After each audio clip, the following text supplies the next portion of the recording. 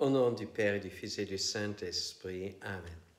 Béni soit notre Seigneur Jésus-Christ, béni soit la Vierge Marie, la maman de Jésus, notre chère maman.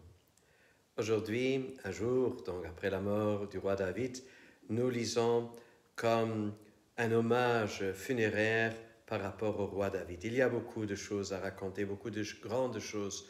Oui, David, il était le héros du peuple d'Israël.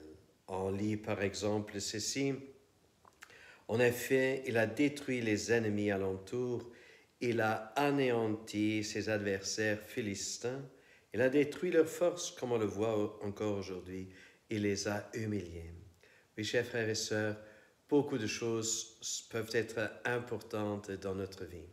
Et à la fin, nous lisons quelque chose qui est très spécial et que l'on n'a pas oublié dans le peuple d'Israël. Et nous lisons, « Le Seigneur a enlevé les péchés de David. Il a pour toujours exalté sa force.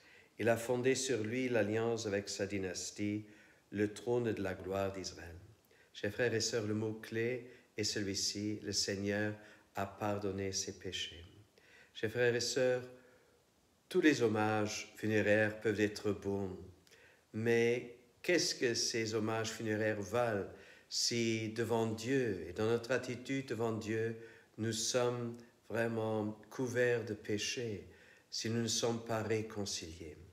Ce qui est important, c'est que nous puissions nous humilier sous la main du Seigneur pour être agréables par rapport à lui, être couverts par le sang précieux de Jésus. Et c'est ainsi que nous pouvons, dans la vie et aussi dans notre passage à l'éternité, plaire à Dieu et trouver vraiment la paix au nom du Père, du Fils et du Saint-Esprit. À nous tous, une bonne et une sainte journée.